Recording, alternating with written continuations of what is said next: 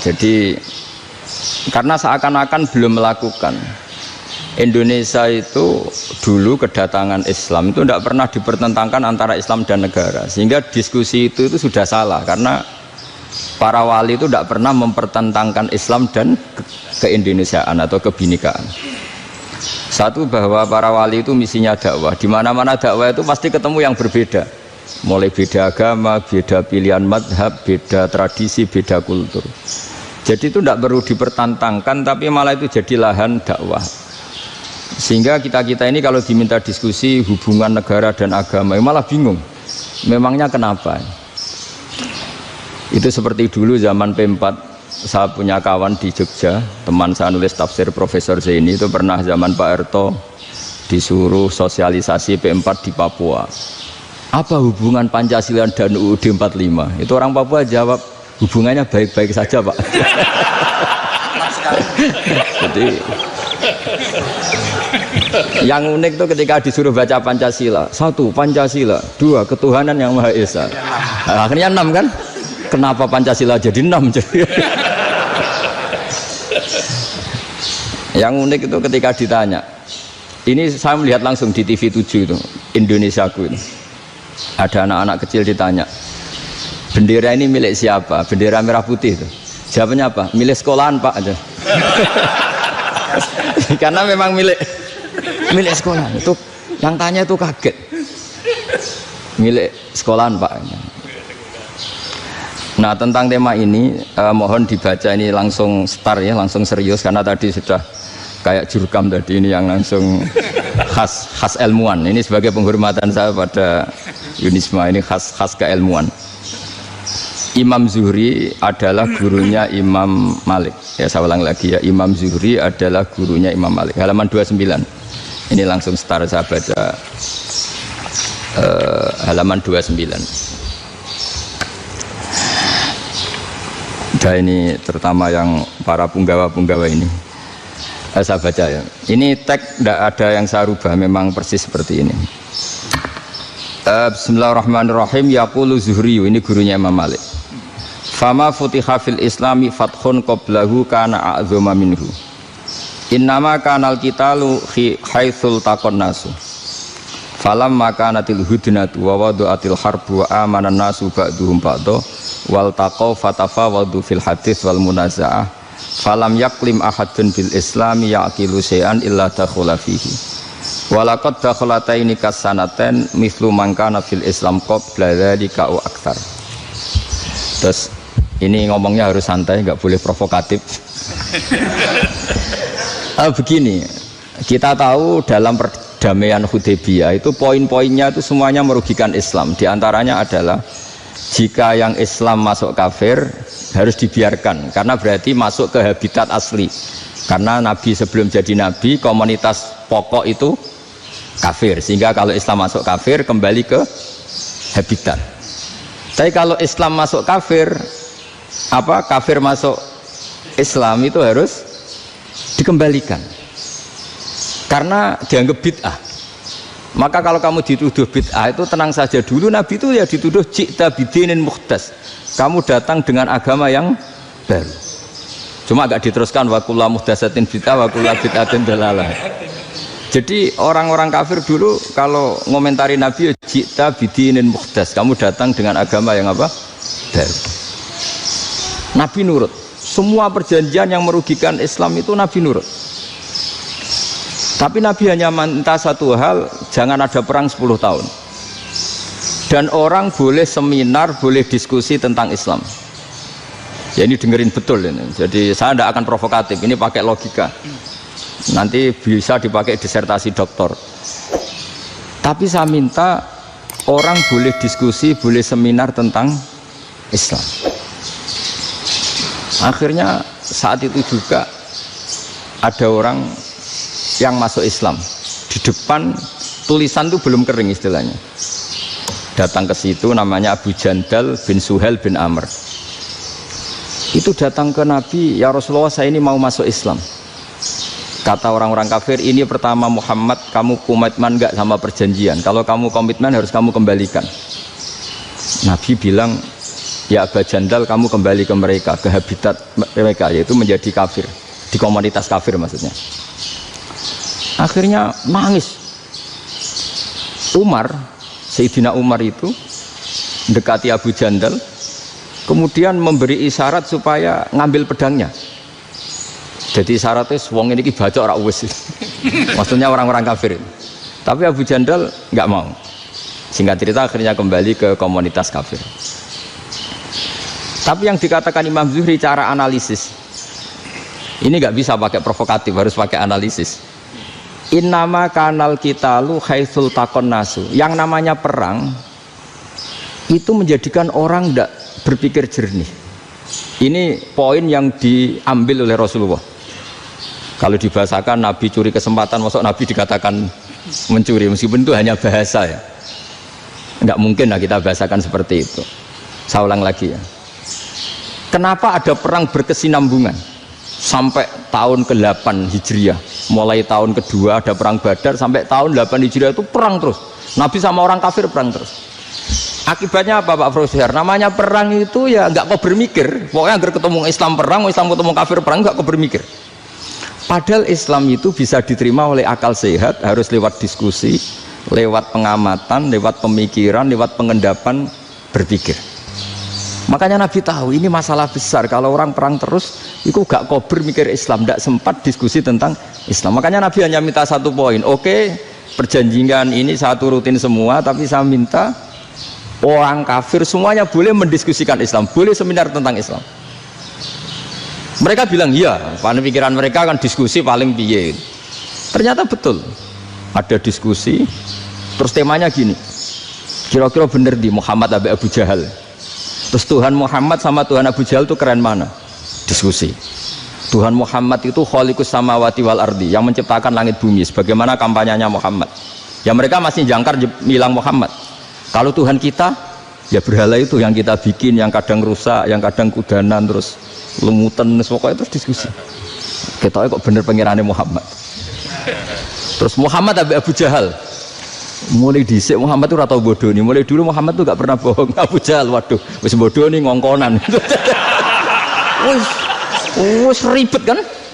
Dan semua diskusi itu mengarah ke kebenaran Islam. Akhirnya ngomong kafir sing tokoh-tokohnya cara Jawa yuk, wah semane jebule masalah ini kan. Artinya gini, kalau kita ingin Indonesia damai, sebenarnya yang untung itu Islam.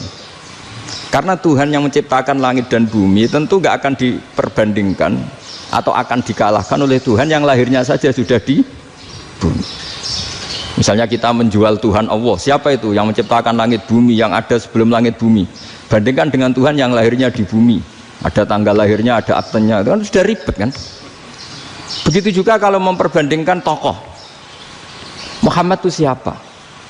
Tokoh yang bisa menyatukan pan Arabik, tokoh yang begini-begini, yang sayang istri, sayang keluarga, dibandingkan dengan tokoh Abu Jahal, Abu Lahab yang corong jauh penggaweannya yang ngerugikan orang lain. Akhirnya orang itu mulai tertarik sama Islam. Makanya kata Az-Zuhri pakai bahasa dulu, falam yaklim ahadun bil Islam. Tapi kalau sekarang yang populer itu bahasa yatakallam.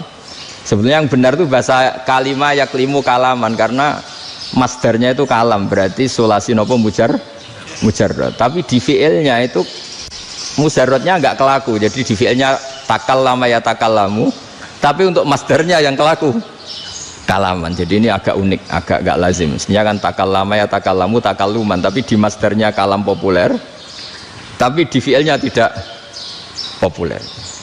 Saya teruskan ya. Ini penting sekali. Jadi menjual Islam, kalau boleh dibahasakan menjual, itu tetap enak dalam kondisi damai.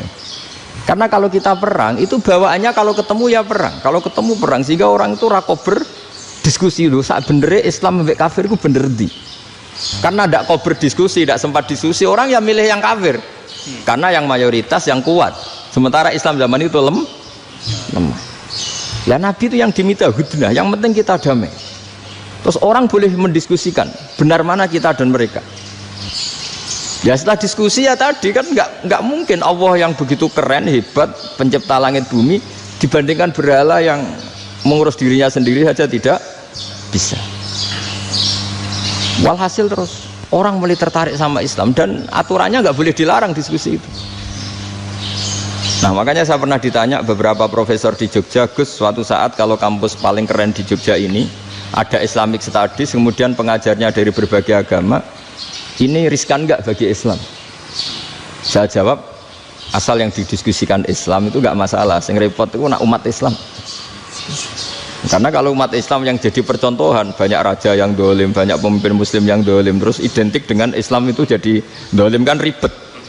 Ya kalau pas umat Islam, kalau Islam yang kumat kan jadi masalah kan. Nah ini kan terus jadi beda umat Islam sama Islam yang lagi apa? Kumat. Singkat cerita terus Islam mendapat posisi yang luar biasa. Nah makanya di sini diistilahkan falam makanatil hudnah, ketika ada perdamaian wa amanan nasu ba'dum ba'do, orang merasa aman, itu fatafawadu fil hadis wal munazaah, mereka berdebat. Munazaah itu berdebat, keren mana konsep Muhammad dengan konsep Abu Jahal, keren mana konsep Tuhannya Muhammad dengan Tuhan kita, terus diskusi. Dan mereka akhirnya ikrar, wah yang benar ya Muhammad lah, di mana-mana Tuhan tuh ya sebelum langit dan bumi, di mana-mana Tuhan ya punya reputasi menciptakan, masa Tuhan reputasinya diciptakan kayak berhala dan sebagainya. Ibadah juga gitu, ibadah wong kafir itu kalau tawaf itu telanjang, ibadah Muhammad santun pakai pakaian. Terus akhirnya mereka mulai tertarik Islam. Sehingga saya lihat di beberapa tafsir, saya memang tidak akan ngomong yang tidak serius, ngergani Unisma ben sawangane pemikir serius. Di Quran itu sampean lihat di tafsir Tobari itu ada ayat bal naqdhifu bil haqqi 'alal batil fayadmaghuhu fa idza huwa zahid. Qadhafa itu kalau di kamus tak lihat itu takallama bila dalilin. Qadhafa itu ya pokoknya sekenanya. Artinya gini, kebenaran Islam atau kebenaran hak itu kamu taruh sekenanya saja itu tetap menang. Apalagi kamu taruh secara teratur, kamu taruh sekenanya saja itu tetap menang. Sehingga di sini banyak sahabat yang hidup di Cina. Sekarang juga banyak orang alim yang milih hidup di Amerika, banyak orang alim yang milih hidup di Inggris. Dan mereka pede, percaya diri, karena kebenaran itu kamu letakkan di mana saja, itu tetap akan menang, akan menemukan momentum kemenangannya. Misalnya gini, contoh paling gampang. Dulu para peneliti, saya ulang lagi, dulu para peneliti itu ya datang kemana-mana, termasuk Ibnu Battuta, termasuk Ibnu Khaldun, ya semua peneliti itu suka neliti. Setelah diteliti, Quran itu satu-satunya kitab suci yang membicarakan sains, misalnya tentang falak, tentang astronomi, tentang asal-usul kejadian manusia, kejadian makhluk, juga bicara tentang geografi, geologis, semuanya. Sementara kitab lain hanya cerita tentang mawaid wal hikam wal ibar. Jadi diteliti kayak apa, pada akhirnya hak ini yang menang. Bal naqdhifu bil haqqi 'alal batil fayadmaghu fa idza huwa zahid. Saya berkali-kali cerita, ada ulama yang ahli matematika. Ketika ditanya kenapa kamu suka ngajar matematika, sampai muridnya itu ragu, ini guruku mlebu swarga ta ora, penggaweane mulang matematika. Tapi para muridnya bermimpi bahwa Imam Amudi itu disuruh ngajar para malaikat. Dan itu pede betul dia. Kata Allah, ini ulama saya yang iman kepada saya setingkat iman kamu. Jadi malaikat itu tidak mungkin Gusti, kita menyaksikan langsung engkau, sementara ini di bumi nggak nyaksikan jenengan. Kenapa bisa sepede dan seyakin itu? Akhirnya Imam Amudi disuruh ngajarin matematika. Jadi Anda kalau profesor itu nanti harus sempat ngajari malaikat, itu baru benar-benar profesor. Jadi nanti di akhirat ngajari siapa? Malaikat. Jadi ada seminar yang melibatkan banyak malaikat, narasumbernya itu seorang profesor. Itu ketika kenapa engkau begitu yakin kalau Allah itu Tuhan dan Allah itu Al-Wahidus Shomad. Terus Imam Amudi mulai nulis angka gak beraturan. 2, 3, 4, 5 sampai 1 miliar, 1 triliun, semuanya nggak beraturan. Kata beliau, nisbatus naini wasalasa ila ma la nihayatalaha iku nisbatul far'i ilal asli. Mbok angka sebanyak apapun, 2 dibanding 1 ya far'ul wahid, 3 dibanding 1 ya far'ul wahid. Semua angka yang nggak terhingga pun dibanding 1 semuanya far'ul wahid. Semua angka sebanyak apapun itu cabang dari angka satu. Fakullu hadhil awalim far'un minal wahidis somad, yaitu Allah Subhanahu wa ta'ala. Wah, kira malaikat tepuk tangan, iya juga. Jadi begitu juga ada ulama itu ahli gambar. Saya dulu ngaji sama Mbah Mun Al-Husunul Hamidiyah, itu kitabnya itu banyak gambarnya. Dan kali gambar yang ngawur betul, mangga ahli gambar. Saya Apple, terus sempurna lele. Semua gambar bangunan, gambar sapi, pokoknya gambar. Ternyata dia menemukan Tuhan itu dari gambar. Gambar serapi ini atau seruwet ini sama. Gambar rapi sama ruwet itu sama kalau dalam pandangan tauhid. Dimulai minan nuqtah al-wahidah. Kowe cek gambar sing rapi, sing indah, cek gambarmu elek, dimulai dari satu titik. Dan titik ini nuqtatil wujud, yaitu Allah Subhanahu wa ta'ala. Jadi nak cara ahli tauhid gak penting gambare api, menang lomba atau ora penting. Butuhe hadis surah ini gambar baik yang rapi maupun ndak adalah min nuqtah dari satu titik.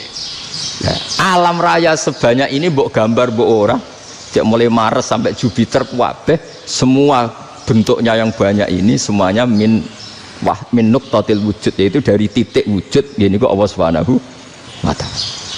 Di sini hebatnya ulama-ulama, mbok dia pengajar matematika, mbok pengajar gambar, semuanya dipakai perangkat untuk tauhid. Nah, itu kan juga bagian dari Islam damai, Islam yang sangat tidak perlu perang untuk orang dipaksa Islam, nggak perlu provokatif kayak tadi pidatonya rektor jenengan tadi. Jadi ciri utama ilmuwan tuh kalau ngomong datar tapi logikanya nggak terbantahkan, itu ciri khas ilmuwan.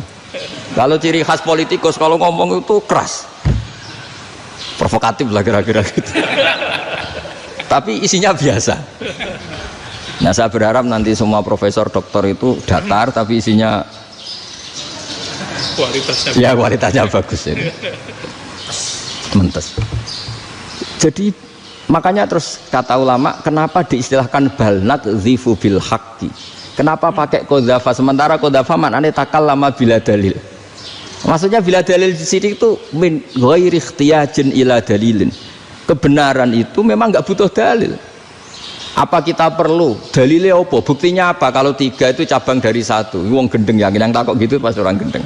Wong tiga cabang dari satu kok ditanyakan buktinya apa? Itu min awalil bidah. Pertama orang pasti tahu kalau tiga itu far'ul wahid. 1 juta juga far'ul wahid. 1 miliar juga far'ul. Gambar yang sebanyak apapun ya dimulai dari satu titik, cek gambar benar maupun yang tidak. Akhirnya apa? Ulama dulu itu sebegitu rileks nerangkan tauhid. Lalu kenapa asma ini yang ya ini kan khas NU ya, khas pesantren. Sebenarnya saya keberatan pakai istilah khas NU, pakai khas pesantren karena NU itu anaknya pesantren, jangan dibalik pesantren anaknya NU, karena sebelum ada NU itu ada pesantren. Tapi kayaknya Unisma lebih suka pakai bahasa NU dan saya ya agak orderan yang terpaksa disuruh ngomong. Ini agak apa ya, agak kacau sebetulnya ini, agak kacau. Jadi NU itu sama pesantren itu tua pesantren. Jadi NU dilahirkan pesantren, bukan dibalik pesantren dilahirkan NU.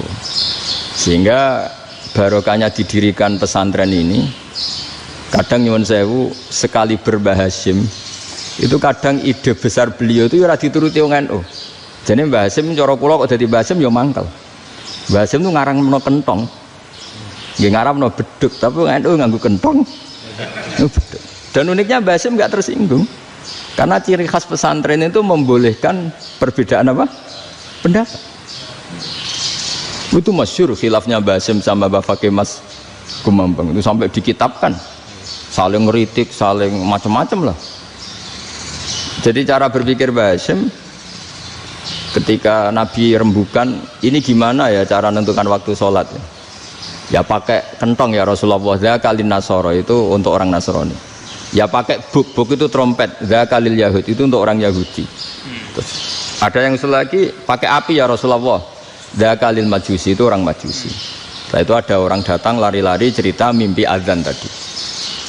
Ya itu terus dipakai sarana pemanggilan sholat ya azan itu. Sehingga Mbah Hasyim menolak kentong. Karena mantas sababi qaumin fahuwa minhum. Beliau keras sekali sampai bilang haram. Beliau judulnya ya haram. Al-Jasus Antakrimin Nakus. Setelah naskah itu sampai ke Mbah Fakih Mas Kumambang di Gresik situ, di daerah Dukun situ. Dulu nggak ada WA ya, jadi sampainya ya lama. Makanya saya sampai sekarang nggak punya WA, karena ya saya ulama kan, kalau WA-an terus ya jadi ulama. Nggak jadi ulama, main WA-an terus itu. Nah itu termasuk rektor nggak kau bermikir itu mesti kebanyakan WA. Karena kan otaknya didikte oleh sesuatu yang masuk. Sesuatu yang dilihat itu kan pasti mendikte kita. Beda kalau yang enggak WA-an kan mikir apa kita yang menentukan. Kalau WA-an kan kita ditentukan. Mau mikir anaknya butuh apa, gara-gara WA informasi Jakarta mikir Jakarta. Padahal secara kewajiban ngapain kamu orang Malang mikir Jakarta. Gara-gara WA mikir Jakarta belum selesai ada berita di Sulawesi, mikir Sulawesi. Habis itu mikir NTT. Makanya semua orang sekarang merasa tokoh nasional gara-gara informasi yang masuk itu nasional. Jadi Mas Yo RT yang mikir gimana Gus Indonesia kok. Padahal RT loh. Sampai lupa kalau dia itu RT. Jadi semua orang sekarang merasa tokoh nasional. Dan itu gara-gara apa coba? Akhirnya semua orang juga punya ide tentang nasional. Harusnya negara itu gini-gini. Jebule wonge sing duwe ikon itu sapa? RT. Ribet kan? Saya teruskan, setelah naskah itu sampai ke Kiai Fakih Mas Kumambang, beliau itu marah besar. Ini harus dilawan, dan saya bukan karena benci Mbah Hasyim. Beliau teman saya ketika ngaji Kiai Mahfud di Mekah. Jadi Mbah Fakih dan Kiai Hasyim itu teman ketika ngaji di Mekah. Secara ngelawan tuh lucu, gak ilmiah, tapi gak ilmiah wong alim tetap ilmiah. Di mana-mana serupa itu tidak sama. Ya kalau mungkin zaman Nabi di Medina itu, zaman itu kentong itu identik dengan milik Nasrani. Di Indonesia beda. Pos kampling ya kentong, kebakaran ya kentong, wae sarapan orang di LP ya pakai kentong. Jadi tidak ada jaminan kalau kentongan itu identik dengan Nasrani. Lalu haramnya di mana? Yang di mana-mana tasabuh itu identik. Ini tidak identik. Mulai masalah kan? Mulai masalah. Jadi beliau gaya judul Hazruus. Hazruus itu kepala bergeleng-geleng. Sekarangan kok ngene. Jadi sekarangan kok provokatif gitu. Nah, dan itu Mbah Hasyim ya hormat Mbah Fakih ya hormat Mbah Hasyim. Saya sendiri secara pribadi itu lebih suka pendapat Mbah Hasyim sebetulnya. Karena bagi saya sholat itu sakral, ya sudahlah kalau sakral ya dipanggil dengan sesuatu yang sakral yaitu kalimat thayyibah adzan. Tapi saya tidak akan bilang kalau kentongan itu haram. Karena kalau haram alasannya mirip orang Nasrani. Sementara pos kampling ya pakai kentong, ada banjir ya kentong, ada kebakaran ya kentong. Jadi tidak identik untuk misa atau untuk sholat ala Nasrani. Tapi itu dulu ya rileks saja, dua beliau itu ya saling menghormati padahal saling kritik. Dan dulu ulama yang beda madhab itu ya saling menghormati. Imam Syafi'i itu kalau sholat di kawasan Masjid Abi Hanifah ya tidak kunut. Ketika ditanya kenapa kamu tidak kunut sementara engkau berpendapat kunut itu sunat, ikroman di hadal madhab, saya sangat menghormati madhab. Imam Ahmad bin Hanbal itu berpendapat kalau orang pakai bekam, pakai iftisot atau hijamah itu batal sholatnya. Sementara Imam Syafi'i mengatakan tidak batal apa sholatnya atau wudunya tidak batal. Tapi Imam Ahmad itu ditanya, apa kamu makmum Syafi'i? Bagaimana mungkin saya tidak makmum sama wali kutub seperti Imam Syafi'i? Padahal menurut keyakinan Imam Ahmad ini sholatnya batal. Ini habis ikhtijam udah wudu. Tapi tetap saja beliau karena perbedaan pendapat di furu' itu lazim. Ya orang boleh berdebat lah. Ketika Unisma datangkan saya, itu saking senengnya kiai, saking sombongnya sampai ngatur kiai, kan nggak pernah bisa diperdebatkan. Itu kan orang boleh debat kan? Itu saking angkuhnya apa saking senengnya kan nggak jelas kan? Kan dan orang boleh setuju pendapat saya, yaitu ngatur kiai itu haram. Setuju juga Pak Rektor, ekspresi mahabbah itu ya macam-macam. Dulu sahabat ya gitu, sahabat itu ada yang nggak kenal wajahnya Nabi sama sekali sampai akhir hayatnya. Ketika ditanya, lo kamu itu sahabat kok nggak tahu wajahnya Nabi? Saya tidak pernah berani memandang Nabi karena ijlalan Nabi, terlalu menghormati saya sehingga tidak berani memandang wajahnya. Ada sahabat yang penggawaannya dulu wajah Nabi sampai bisa nyifati. Alfiu faminunil hajib sampai bisa nyifati detail karena delok wajah Nabi itu ibadah. Ada seorang wali ditanya, kalau kamu di surga ingin nggak melihat Allah? Enggak. Loh, tapi semua orang ingin melihat Allah. Unazzihu dzalikal jamal an-nadhari misli. Ben gak elek-elek Allah tak delok terima aku. Wong ra jelas. Berarti kok delok pangeran. Banyak. Jadi justru tapi karena saking takzimnya. Enggak lah, mosok sak aku kok. Makanya saya berkali-kali cerita. Menurut kesepakatan ulama, soft awal itu paling baik. Tapi banyak juga wali yang kalau sholat itu di belakang. Koyok paling bener yang gue ngarep gitu. Lu bayangkan misalnya kamu semangat di soft awal di Masjid Haram, jebule sholatnya salah.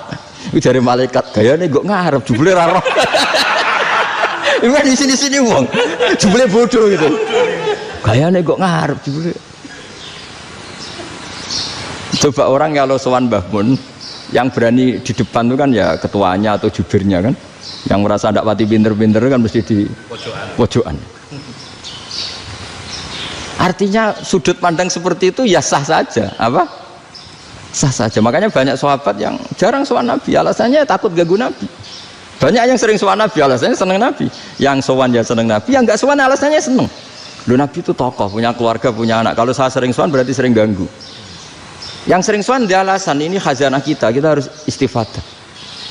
Jadi zaman dulu dia biasa dua sahabat, yang satu milih mahabbah itu milih sering sowan, yang satu juga mahabbah milih tidak sering.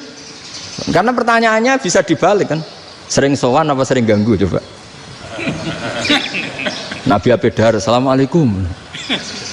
Nabi nimang cucunya, assalamualaikum. Ayo bener yang sowan apa bener yang enggak kalau seperti itu. Akhirnya terus diatur sedemikian rupa oleh Quran. Walau annahum sabaru hatta takhruja ilaihim lakana khairal lahum. Jadi sahabat kalau mau sowan Nabi ya nunggu di sufah. Kalau Nabi keluar berarti milik publik, sekali masuk ke dalam tidak ada sahabat yang berani sowan. Itu la tadkhulu buyutan Nabi illa ayyudzana lakum. Kalau soal sampai masuk dalam harus nunggu dipanggil. Karena sekali Nabi masuk dalam itu milik privat keluarga, milik istrinya, milik cucunya, milik keluarganya. Dan Nabi sekali keluar ke ruang itu berarti milik publik. Itu terus jalan tengah. Karena kalau langsung masuk, bayangkan saya itu sering menyaksikan. Mbah Mun habis ngaji 2,5 jam ngaji Jalalain, baru masuk, assalamualaikum. Padahal yai mungkin mau ke kamar mandi, mau ini itu. Jadi dulu itu Quran sangat modern, sebelum ada dokter ngatur tamu, rektor ngatur tamu itu Islam sudah modern. Dia kan nggak fair kan? Misalnya saya ke Unisma harus janjian pakai ini, terus kalau misalnya kesini selonang-selonang kan lucu kan, mentang-mentang kiai terus juga sowan-sowanan selonang-selonang. Padahal kalau kita mau ke mereka pakai protokol, sering tidak fair dunia ini. Tapi karena aku kiai ra oleh gelo ya sudah. Akhirnya saya memutuskan gak gampang kemana-mana karena itu. Saya sering didatangi ajudannya menteri, Gus mau ada tamu dari Jakarta tanggal ini mesti saya bilang, mereka milih tanggal yang mereka kosong, kok tidak mikir apa situ kosong. Tak jawab enggak lah, sebelum diatur bahasanya dan tawaduknya gitu. Akhirnya dibalik, datang lagi, Gus jam jenengan kosong apa, kita menyesuaikan. Lah itu lagi dia akhlak kata saya. Itu baru punya akhlak kata saya. Bukan masalah ini, bukan masalah gengsi ya. Saya sendiri itu dolan ke alumni itu jarang, karena ya takut. Kiai kan yo nganggur, jam 9 nganggur, jam 10 nganggur. Bisa saja alumni itu kerja di pabrik, bisa saja yang latihan ekonomi di pasar. Jika kalau saya datang jam 9, iki kiai sing nilai santri ini, apa kiai sing ganggu santri. Nah karena orang ini melakukan rutin gak kok berpikir, pokoknya ngono jenenge silaturahim. Mau nyerah kok berpikir, padahal kalau diangen-angen ini kiai yang nilai santri ini, apa kiai yang ganggu santri ini karena datang di jam kerja. Nah, bayangkan kalau kebenaran dulu itu dikawal oleh satu peradaban perang. Jadi Nabi sesuai diangen-angen Nabi. Perang Badar menang Nabi, perang Uhud menang wong kafir, perang ini gonta-ganti. Apapun itu yang penting satu kesimpulannya, cara Rasulullah kesimpulannya satu. Orang tidak kober mikir kebenaran secara mengendapkan pikiran dengan pikiran jernih. Maka hebatnya Nabi ketika perjanjian, pokoknya saya minta nggak ada perang. Dan orang yang boleh mendiskusikan Islam. Itu luar biasa idenya Nabi. Karena bawaan perang itu orang kan nggak kok bermikir.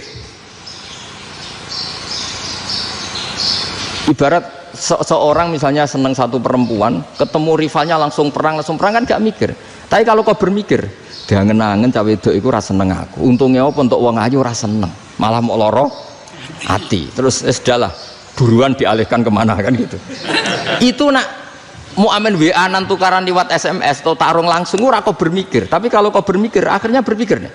Perempuan tadi sebenarnya yang disenangi siapa? Oke, ternyata senang Pak Erick. Sudah kita ngalah.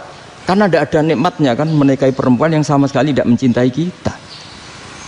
Tapi kalau nak kau berpikir pokoknya diprovokasi, wah gue kalah mbak A, gue kalah mbak B. Pikirannya kan, ojo sampai kalah. Bareng wis menang ternyata ada masalah. Nah bayangkan Islam itu seperti itu dulu, dipertarungkan. Luang Islam itu dinu aklin, agama yang diterima dengan akal sehat. Tapi sekarang ukurannya perang. Yang menang berarti benar, yang menang benar. Kan terus jadi repot. Itu Nabi tidak ingin, makanya Nabi ingin sudahlah, nggak ada perang. Nah, makanya kata Imam Zuhri, fathul Islam terbaik adalah orang boleh diskusi tentang Islam dan tidak ada perang. Lagi-lagi penting, tidak perang itu penting, silmun itu penting, perdamaian itu. Setelah tidak ada perang, akhirnya fatafawadu fil hadis wal munazah, orang boleh diskusi apa saja, termasuk boleh adu polemik. Konsep satu Tuhan dan Tuhan banyak diperdebatkan. Akhirnya Nabi secara rileks bisa menjelaskan. Muhammad, urusan kita banyak. Kalau Tuhannya satu tidak cukup, Tuhan harus banyak untuk menyelesaikan berbagai urusan. Ada Tuhan bagi rektorat, bagi macam-macam kan. Ada Tuhan untuk ngurusi utang, ngurusi BPKB, macam-macam. Terus kata Rasulullah, enak saja Nabi jawabnya. Ya kalau kamu punya majikan banyak, perintahnya beda-beda, kamu mangkel enggak, bingung enggak? Ya susah mat. Kalau majikannya banyak, perintahnya beda-beda, kita jadi repot. Seneng mana? Seneng majikan satu. Ya sudah, Tuhanmu itu majikan kamu. Kalau Tuhannya banyak, perintahnya macam-macam, kamu yang repot. Akhirnya sudah mat, Tuhannya satu aja. Ya itu ya barokahnya diskusi tadi, barokahnya enggak perang.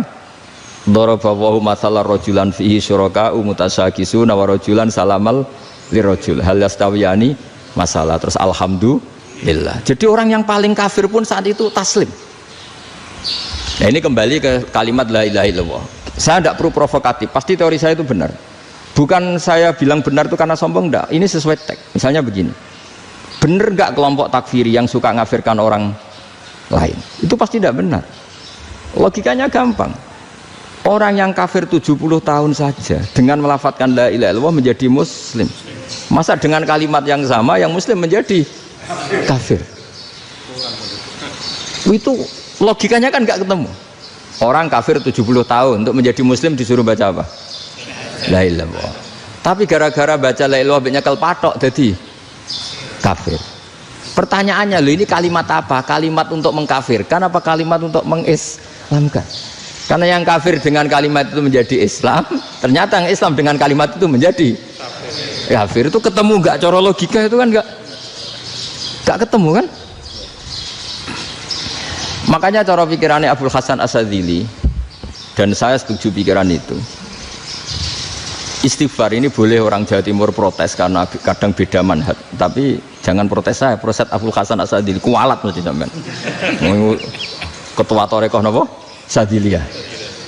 Cara madzhab Sadili, dan Anda boleh berbeda madzhab, mencari khasnya wong kampus wani beda. Beda kapasitas lah, pokoknya butuhnya beda. Dan ketok pinter, ketok kritis tuh. Cara madzhab Abul Hasan Asyadzili itu gini Pak Rektor. Jadi istighfar itu baik, tapi ba'da kamali tauhid, setelah tauhidnya itu benar. Alasan beliau masuk akal. Ketika ada ayat fa'alam annahu la ilaha illallah wastaghfir li dzambik. Bihadil kalimah. Jadi orang boleh istighfar itu setelah tauhidnya benar. Alasannya Abul Hasan Asyadzili begini. Qul lil ladzina kafaru iyantahu yughfar lahum ma qad salaf. Katakan kepada mereka yang kafir, sekali mereka tidak kafir, maka otomatis dosanya masa lalu diampuni. Pertanyaannya, yang bisa menghentikan kekafiran itu kalimat apa? La ilaha illallah. Dengan hanya melafadzkan la ilaha illallah Muhammadur Rasulullah, langsung yughfar lahum ma qad salaf, langsung dosanya diampuni. Berarti yang menjadi pengampun dosa lah, penyebab pengampunan itu apa? La ilaha illallah. Itu bahkan orang kafir belum istighfar. Di ayat itu kan Allah gak mensyaratkan setelah la ilaha illallah istighfar baru diampuni, enggak. Asal la ilaha illallah langsung yughfar lahum ma qad salaf. Saya ulang lagi ya, jelas ya. Jadi kulil ladzina kafaru iyantahu yufar lahum maqad. Nah sekarang iyantahu, mereka berhenti dari kafirnya. Syaratnya pakai apa? La ilaha illallah Muhammadur, itu langsung yufar lahum maqad. Artinya apa? Ghufranullah itu bisa didapat hanya dengan mujarrodut tauhid, yaitu hanya dengan melafadzkan kalimah thayyibah. Dan sahnya istighfar juga berdasar kalimah thayyibah itu. Misalnya gini, orang kafir sebelum Islam melafadzkan astaghfirullah, astaghfirullah, astaghfirullah, kira-kira diterima enggak? Enggak kan? Karena syaratnya istighfar ba'dat tauhid. Nah makanya dalam adab Sadili istighfar itu setelah la ilaha illallah. Karena cara pandang ya seperti itu. Jadi fa'alam annahu la ilaha illallah wastaghfir li dzambi. Jadi dengan kebenaran tauhid saja ini sudah cukup kita insya Allah layak diampun. Karena innallaha la yaghfiru ayyusyraka bihi wa yaghfiru ma duna dzalika liman yasha. Jadi orang yang tauhidnya benar itu bisa diampuni Allah asal tauhidnya benar. Itu Allah ngendikan liman yasha wa yaghfiru ma duna dzalika liman yasha. Dawe Imam Suyuti walam yakun liman yastaghfir. Jadi orang yang bertauhid secara benar meskipun gak sempat istighfar itu tetap potensi diampuni. Karena bawaan tauhid itu sudah menjadi layak diampuni. Kayak orang kafir sekali ngelafatkan kalimat tauhid, mbok gak istighfar langsung diampuni. Nah, karena melihat seperti itu terus orang berlomba-lomba memperbanyak jumlah ngelafadzna la ilaha illallah. Jadi kita yang alim, kita semua, saya tidak bilang saya, kita termasuk yang di pinggir-pinggir saya, ngaku alim ora masalah lah sopai. Kita semua yang alim-alim itu tahu bahwa la ilaha illallah itu super. Sudah bawaannya tauhid, juga punya kelayakan diampuni. Nah kemudian nasib kita agak sial, malah kalimah ini dituduh bid'ah, dituduh khurafat. Mergo Nabi nggak pernah tahlilan, Nabi nggak pernah. Nabi nggak pernah tahlilan, kalau diartikan Nabi ratau maca la ilaha illallah, enak gak kalimah ini? Nah, ini provokatif ini. Jadi ini sudahlah keanehan-keanehan ini kita terima karena ciri utama wali, ciri utama ulama itu wa'udhu fisabili, harus pernah disakiti.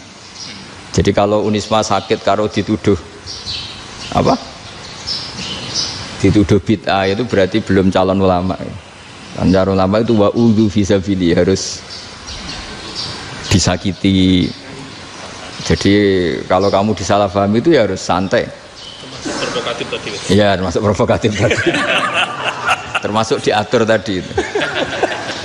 Jadi kalau cara berpikir kan, karena mereka itu memang kalau kita turutin itu memenya itu terlalu, kadang menghujat kita itu enak ya jadi GNU, ada orang mati datang, kiainya dapat makan, dapat rokok, terus pulang. Jadi apa? Terus kita kayak tersangka terus. Kita kan kayak tersangka terus. Tertuduh terus itu. Terus yang orang NU ya memenya juga nggak kalah ekstrimnya. Boleh ya ajaran orang nggak boleh ngasih-ngasih kiai gitu. Berarti boleh dong ajaran kikir. Jadi memang kadang apa ya, cangkem elek lah bahasa kasarnya itu. Itu memang kadang lebih mengenakan kalau kita datang ke acara mayat kan dapat makan, dapat minum. Kalau yang sohibul bed rokok ya dapat rokok. Kalau kiainya dapat wajib, kadang 20.000, kadang 50.000. Terus memenya itu kok setega itu ya, ada orang meninggal kok malah kita makan-makan. Seakan-akan kan kultur ini biadab kan gitu. Tapi yang orang NU kebalikan bales. Oh ternyata nggak boleh ya mayat disodakoi, ternyata nggak boleh ya orang dermawan. Berarti Islam membolehkan medit ya gitu. Ya mau ini kan. Tangan-tangan itu luwih mandi timbang takbir ya kan. Karena ini kan memicu emosi kan. Memicu apa? Emosi. Nah tapi saya kalau disuruh bela mana itu tidak ada yang saya bela. Ya seorang sudah lah, kalau mau nganggur saja sudah itu. Ya tapi itu memang apa ya, itu khazanah Islam, ada yang kritik ada yang enggak. Ya itu memang khazanah, ya biasa aja kalau saya biasa aja. Karena dulu ulama itu sudut pandangnya itu ya seperti itu. Ada yang ulama suka ibadah itu sholat, ada yang milih apa tidur. Sampai Imam Ghazali bilang suatu saat ibadah terbaik di zaman akhir itu tidur kan. Sholat saja kalah sama tidur kan. Tapi itu loh ya, yang wajib tetap loh, terus kamu gak sholat wajib. Begini beliau mencontohkan itu. Ada orang sholat tahajud terus obsesinya itu ingin hajatnya terkabulkan. Sementara yang tidur obsesinya nikmati rahmatnya Allah, boleh tidur, bisa tidur. Kata Imam Ghazali, timbang kita tahajud terus nuntut pangeran aduk turu katanya. Mergo engko dia akibat terus setan memberi bisikan, "Loh nyatanya kamu tahajud ya gak terkabul." Berarti cerita bahwa Nabi ngendikan kalau doa tahajud mustajab enggak. Daripada ngono kan turu ora tau donga. Timbang abri-abri Islam timbang ngelek-ngelekin apa? Islam. Jadi ulama itu mulai dulu itu sudah berpikir. Banyak orang menjadikan tahajud sholat malam itu media untuk hajatnya. Dan kalau nggak kesampaian ini mutung. Nyalahkan kiainya ijazah ramandi. Macam. Daripada ngono ora usah apa? Tahajud turu wae. Dan jenis kayak ini tuh banyak. Makanya ulama kayak saya itu saenake dhewe itu ya jarak. Saya sering didolani muhibbin terus bilang, "Gus, saya doakan gini-gini, saya mau nyalon bupati atau saya gini." Saya bilang, "Gak waduh orang donga, nak ramandi darani ulama dongane ramandi." Nak mandi kamu jadi bupati tetap nganggep karena beli. Sopo sing ora roh bupati saya juga beli. Ribet kan? Ketika mereka jadi ngunsurkan doa kamu apa karena kemarin beli? Yang beli maksudnya, nggak beli nggak usah tersinggung. Jadi ribet ngadepin. Nggak, artinya gini loh, boyo doa itu jangan dipakai begitu loh. Kalau minta nasihat tak nasihati, jadi bupati yang baik, gubernur yang. Kalau minta doa itu resikonya.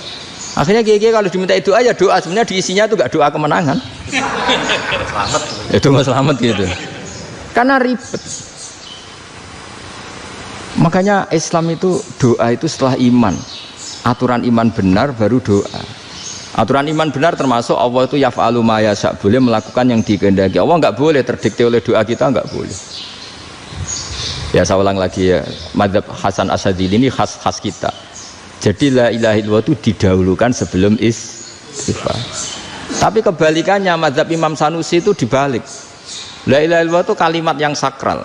Karena yang sakral dibutuhkan muqaddimah, yaitu yang melafadzkan harus yang sudah bersih, yang sudah steril baru melafadzkan la ilaha illallah. Maka dalam mazhab Sanusiyah istighfar dulu baru la ilaha illallah.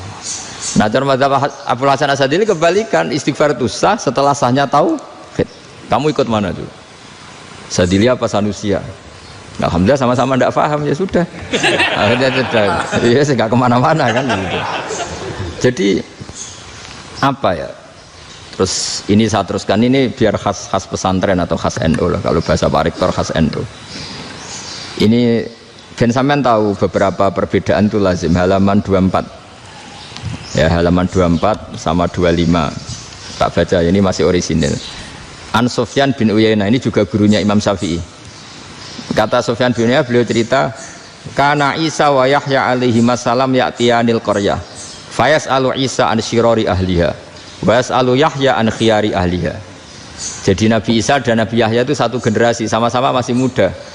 Kalau di satu kampung yang Nabi Yahya tanya, ini keluarga terbaik siapa? Saya mau nginap di situ karena kumpul orang baik itu nyaman.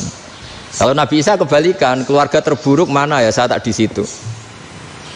Nah terus akhirnya faqala lahu Yahya lima tanzilu ala syirarin nas, kenapa kalau kamu bermalam kok malah kumpul orang-orang yang nakal? Innama ana tabibun udawil mardo, saya ini nabi barat dokter, di mana-mana dokter yang ngumpuli yang sakit, ngobati yang sakit. Makanya di NU itu ya banyak kiai jazab mengumpuli yang nakal-nakal. Nak tepak yang ngentas yang nakal, nak ra tepak ya katut. Ini adu nyali lah sudah gitu. Tapi itu ada ilmunya, yaitu niru Nabi siapa? Isa. Kalau kamu dokter penelitian itu cari daerah yang banyak pandemi apa yang bersih? Yang banyak pandemi, karena yang namanya penelitian ya di situ kan. Kalau kamu dakwah ngentas kemiskinan, ke daerah miskin apa daerah kaya? Nah sama, kalau ngentas kefasikan, ke daerah fasik apa daerah orang soleh? Fasik. Ya, tapi itu Nabi Isa. Nah kalau kamu tidak Nabi kan potensinya kan ngadut itu. Tapi setidaknya bahwa kita sering disalahkan karena punya beberapa tokoh yang ngancani fasik-fasik, itu sebenarnya ada dalilnya, yaitu Nabi siapa? Isa. Nah terus masalah tegas dan lunak. Ketika ada mahasiswa misalnya pacaran, boncengan lanang dan perempuan, Itu pilihan kita apa? Kalau tegas, terus gak mau mendengar kita. Misalnya gini contoh gampang, tak beri contoh Pak D. Jangan orang tua, nanti secara fikih itu beda. Nah ini kan kita orang pesantren, biasa ngaji fikih detail. Kamu Pak D seorang perempuan, mahasiswi misalnya, sering pacaran. Setiap ke situ sama pacarnya kamu diam saja. Padahal kamu dosen keislaman. Mesti ponakan kamu nyimpulkan, ternyata pacaran itu tidak apa-apa. Buktinya Pak D itu tidak negur, menengahi. Ini berarti as-sukut alal mungkar. Tapi kebalikannya, Pak D ini terkenal keras. Nak rono mesti rada aku ponakan. Akhirnya yura rono. Mesti ngerti nak mesti diamuk. Nah, dua orang ini sama-sama gagal kan? Yang lunak menjadikan ponakannya pacaran terus karena enggak negur sehingga dikira membolehkan. Sing keras juga enggak sempat bina wong rono era wani. Akhirnya dua orang ini sama-sama enggak ketemu, sama-sama enggak berkesempatan membina kan? Gagal membina kan? Karena yang keras ponakannya enggak pernah situ, berarti enggak bisa bina kan? Yang lunak membiarkan berarti juga ada bina. Nah, Islam itu antara dua itu. Ya agak terlalu lunak, enggak terlalu keras. Karena kalau terlalu keras, misalnya ada kiai terlalu keras, lu masyarakat mau tanya itu gimana? Lari kan? Lu saya ini punya pengalaman pribadi. Saya ini kan kecelok orang alim. Itu kalau pernah ya saya itu berusaha ya pokoknya ya umumnya orang alim lah. Tenang, terus anteng, enggak gejlok-gejlokan. Itu enggak ada yang tanya. Saya mimpi ketemu beberapa ulama itu disalahkan. Terus umat saya kalau mau tanya itu ke siapa? Wong alim wis wibawa, meneng tambah banget wibawane. Kepala Quran sering gojlok rektor macam-macam. Terus wong wanita kok, saya biasa ke pasar pandangan dicegot orang. Gus, putri saya itu sering keluar darah tapi melebihi batas haid gini-gini. Kalau badhe sowan jenengan, gak usah sowan ning kene mbek ngadeg-ngadegan. Terus tanya, yang haid berapa hari, Gus? Ya supaya rudat ilal adat sebelum dia punya penyakit istighadah itu berapa? 6 hari ya sudah, kembali 6 hari lainnya mustahadah, tetap sholat, tetap normal. Tapi kalau saya wibawa, moro pasar gue tasbih seduwilu. Iku mesti wong salaman njaluk donga yakin lho. Tapi baru kayak rada uraan ketemu wong-wong, dol pening ndi? Maaf pening ndi? Gus beneran Gus ketemu jenengan kula wingi badhe tuwa kok. Akhirnya tanya. Jadi uraanku itu amdan. Lho nek sampean asli, iki asli uraan. Karena ndak uraan lah tetap ndak wibawa kan. Jadi baru kayak uraan itu ya banyak. Saya tuh kalau ngantor di Jogja itu banyak orang yang tanya. Ya biasa tuh tanya macam-macam. Karena saya uraan. Ke pasar ya orang, bahkan di bis sering ketemu orang. Wah beneran Gus kalau badhe sowan jenengan badhe tanya ini. Ya sudah di sini aja. Jadi semua itu diilmoni. Nah, Nabi itu punya sisi yang dua-duanya jalan. Memang beliau luar biasa, dipilih Allah yang luar biasa. Nabi ketika wibawa itu banyak sahabat yang bahkan mengenali wajahnya aja tidak bisa. Ka'anna ala ru'usihim at-tayr. Bayangannya seakan-akan di kepalanya itu ada burung yang takut terbang, saking antengnya. Tapi Nabi sekali mengeluarkan job, sekali santai, itu sahabat tanya itu sampai yang nggak pantas ditanyakan. Nabi saat tadi kumpul istri saya tapi tidak inzal itu wajib mandi ndak. Aro'aita law anna ahadana ya'ti imra'atahu wa lam yunzil. Itu ya ditanyakan. Nabi pun kumpul mboten saged inzal sepundi. Guys metu lagi. Terus ya ada yang tanya macam-macam. Ya saking ada sahabat dipanggil Nabi tambah lari, dipanggil lagi tambah lari. Panjenengan nyeluk, oh pas kula kumpul bojo kula. Lah kula kuwatir jenengan orang suci, saya belum mandi, makanya saya lari. Terus Nabi ngendikan innamal mukmin thahir, ya nak masalah ketemu kiai ra apa-apa ijek junub. Sementing kok nak salat ya dusik. Tapi Nabi sekali pakai madzahirul jalal, tapi pakai wibawanya, itu orang enggak berani ngomong. Tapi sekali Nabi rileks, itu orang bisa tanya apa saja, termasuk halal yang enggak pantas. Loh, ada sahabat itu tanya lucu, tanya Maimunah. Maimunah itu ya cantik tapi sudah agak tua lah. Maimunah, ya umal mukminin, hukumnya ngambung bojo pas Ramadan ubi. Wah gak roh aku, gak tahu diambungkan Nabi pas Ramadan. Tanya Saudah, malah orang-orang diambung kalau Saudah itu kan istuwa itu. Lucunya istrinya jawab, tanya Aisyah yang mungkin Nabi, iya yang mungkin tanya Aisyah. Itu yang usulnya istrinya Nabi Maimunah. Selalu Aisyah, tanya Mbak Aisyah. Ya Amiral ya umal mukminin gini-gini. Aisyah yang cantik masih perawan kan. Qabbalani Rasulullah bahwa oh Nabi biasa ngambung-ngambung pas Ramadan dan beliau tetap puasa. Akhirnya fakih ngarang kan wa takbil fi Ramadan wa tublah la tubtilu shauma ngambung ora. Iku udah biasa di sini. Ya nasi bojone ayu. Nah ini artinya seasik itu gitu. Jadi garwane Nabi sing ngrasa rodok tuwa. Wah, aku ora tahu ya. Kok Aisyah. Serilek itu dulu itu. Maksudnya orang Islam pertentangan itu. Maksudnya ya balik semua ini bedanya orang pesantren sama orang kampus. Kalau orang kampus mau cerita agama itu rahmatan lil alamin, tapi nyontokno rileke ora iso. Agama itu rilek, tapi nyontokno rileke ora iso. Mergo ora pati ngaji. Contohnya ora iso, dadi mau gawe kaidah kok Islam itu rahmatan. Jadi Nabi itu lah, Allah juga gitu. Allah itu kalau sudah memperlihatkan madzahirul jalal itu mbok malaikat Jibril rawani ketika Allah dengan madzahirul jalal. Tapi kalau Allah dengan madzahirul jamal, madzahirul apa? Jamal. Iku yo gojok-gojokan ambek makhluke gojok. Yo buli-bulian cara sakniki. Ya sampean delok ning hadis syafaat itu, akhiru man dakhalal jannah atau akhiru man kharaja minan nar itu di beberapa judul. Ada seorang rojul yang ahli neraka ya, dintas mbek pangeran terus didudono swarga. Gusti, swarga sengiler tok ora wong wayu, roh wis wong ngiler tok. Ngerjaluk Gusti mosok roh tok ora oleh mlebu. Jarimu asal mlebu metu kon neraka ora jaluk-jaluk meneh. Sumpah lho ya, gak jaluk apa-apa meneh. Mboten Gusti. Sekali saya keluar dari neraka ndak akan minta apa-apa lagi. Wis. Wallahi, wallahi. La as'alu ghairaha. Mesti ghaira khoslah, ghaira tilkal khoslah. Ya niku pokoke selain keluar dari neraka saya ndak akan minta lagi. Didono swarga wong do kelon seru wibet kan. Sing bojone elek kan dendam dadi ning swarga iku.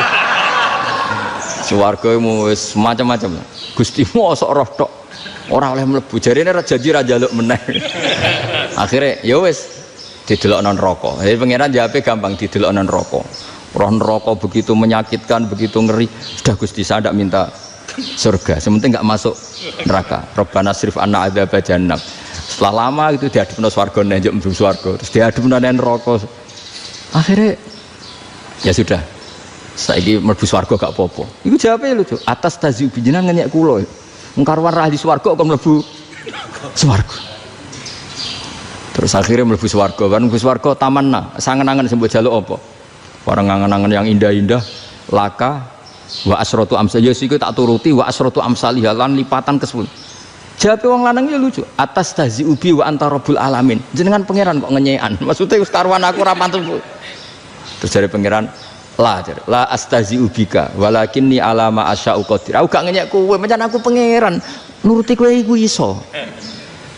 Jadi Allah sendiri ketika dengan madzahirul jamal itu malaikat ya ono sing wani bantah. Masyhur itu kan malaikat sing bantah pangeran atas alufia mayufsidu fiha wa yasfikut dima. Karena Allah dengan madzahirul jamal. Yang paling masyhur Nabi Musa. Nabi Musa itu ketika Nabi Mi'raj. Nabi Mi'raj itu beliau kira-kira di langit keempat lah yang masyhur atau kelima. Ngelangkahi. Nabi Musa menangis, "Ya Rabbi, ini apa-apaan?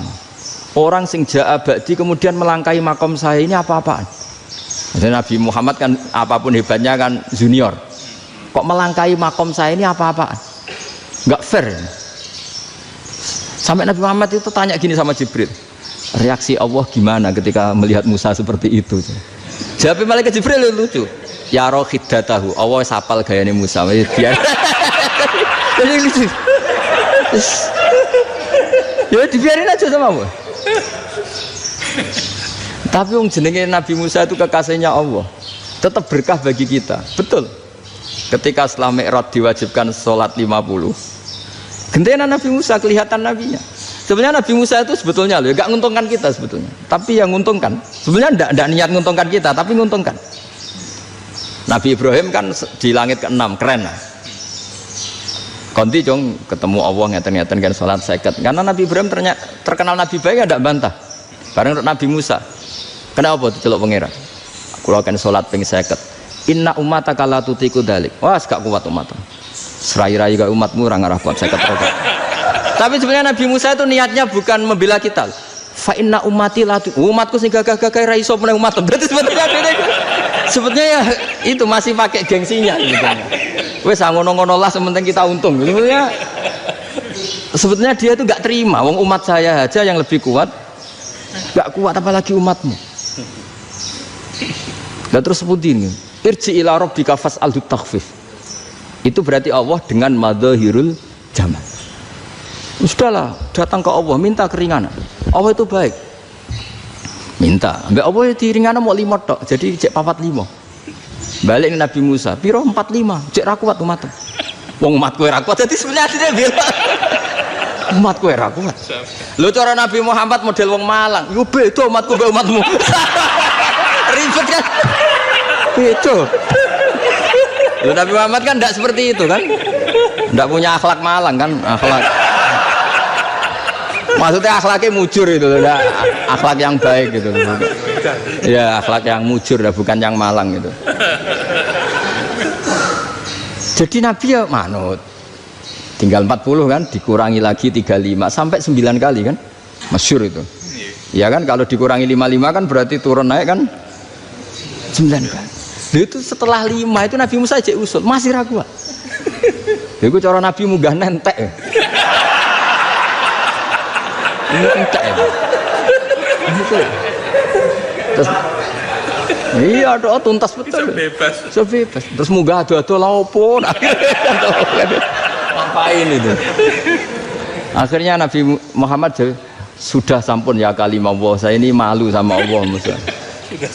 Sudah 9 kali dan diturutin terus. Jadi Allah kalau dengan madzahirul jamal itu Nabi Musa biasa nego sama Allah. Tapi ketika Allah dengan madzahirul jalal itu Nabi Musa enggak berani. Yaitu di hadisus syafa'ah.